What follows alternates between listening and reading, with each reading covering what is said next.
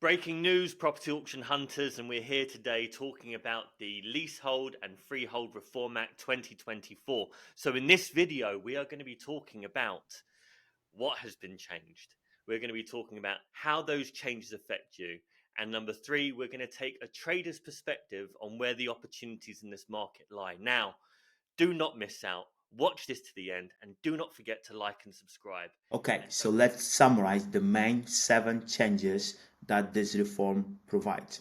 So number 1, the lease extensions to be 999 years instead of 90 years. So the old rule was that the leases could be extended for 90 years under the statutory way. So you would apply for lease extension, then you would agree a certain premium, and your lease would be extended by 90 years on top of your existing lease. So now it will be 990 years, which is actually 11x of the current number. So that's going to provide an extended security for leaseholders, and that's going to also increase the values of those flats with such long leases, because those leases probably will never need to be extended again. Number 2 is the 2-year ownership rule to be removed. The old rule was that you need to own a flat for at least 2 years to be eligible to apply for lease extension under the statutory way. However, now that rule is removed. So as soon as you buy a short lease flat, you can straight away apply and have that statutory way of renewing the lease and adding right now 999 years on top of that lease instead of 90 years. And the 2-year rule is gonna allow a lot of people to extend leases, especially if they just buying the property. There was a way to go around this rule by serving the notice, the current owner serving the notice and assigning that notice to the new buyer. Now this won't be necessary. Number 3, increased commercial property element. So old rule meant that buildings with more than 25% of commercial area couldn't qualify for enfranchisement.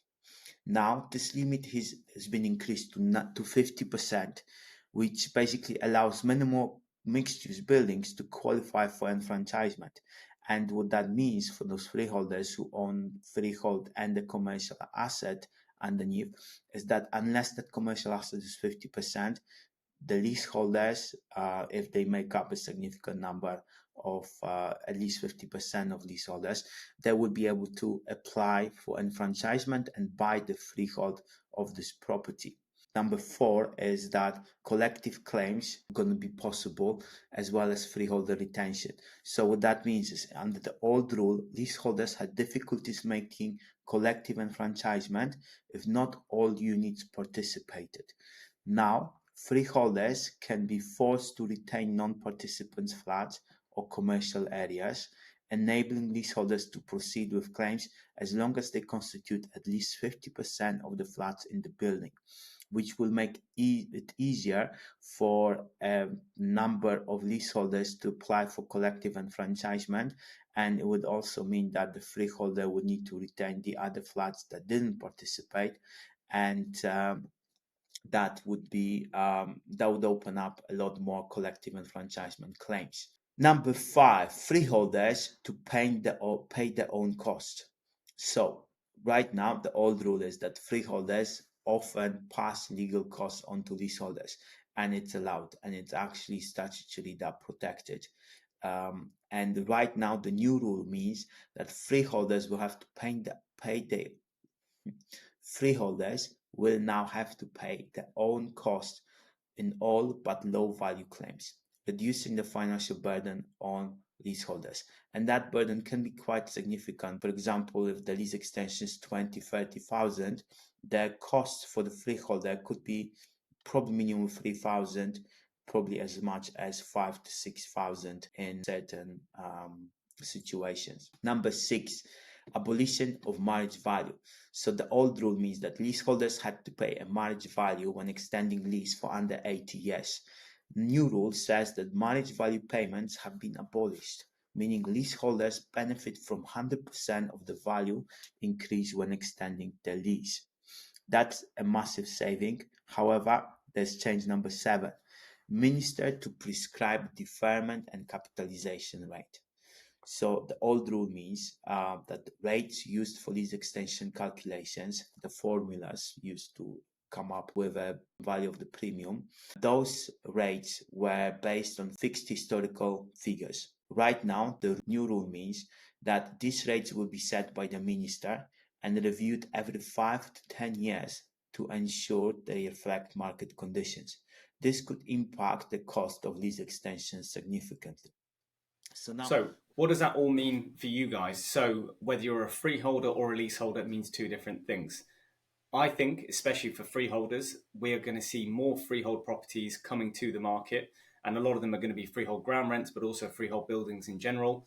And I think the actual premium that are put onto the freeholds, i.e., the multiple by which they are valued at, is going to actually reduce. So if previously on average they were valued at say 20 to 30 times their income, maybe now they're going to be valued more like 10 to 15 times their income, which actually means that their actual capitalization value, so what they will sell for, is much lower than what they were going to sell for previously.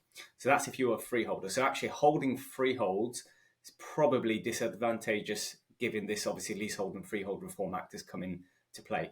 Now, it doesn't mean that your whole value is gone completely, because ultimately these big pension funds are holding them and they're not going to want all of their value to diminish overnight. But it just means that the value that they're going to be expecting in the future has come down significantly.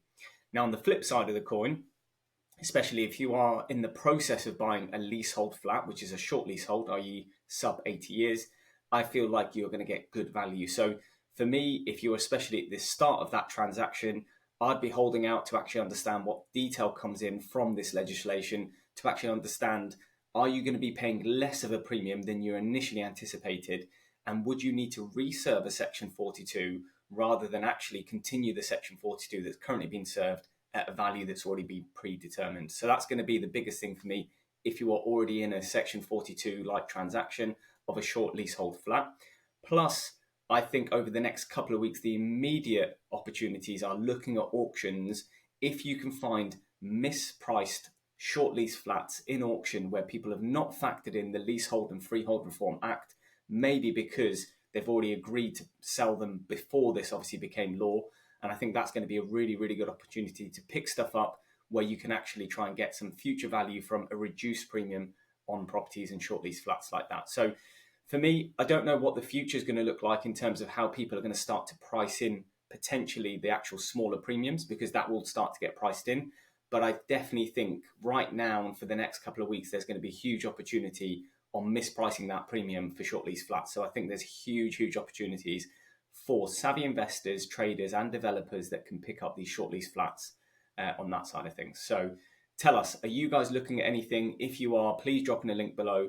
We are going to start reviewing more opportunities like this for our YouTube channel as well. So I look forward to seeing any examples you guys set so we can review them ourselves. So yeah, guys, shall we start looking at some short lease flats then for our next catalog? Okay, brilliant guys. Well, if you enjoyed this video, you will definitely enjoy watching this review of two short lease flats that went up for an auction. So we had an amazing discussion with our guest panel, including an expert solicitor, as well as top auctioneer from the Southwest. And if you're into insightful property reviews, expert opinions, don't forget to hit the like button, subscribe, and get notifications for our channel and the latest video that we release.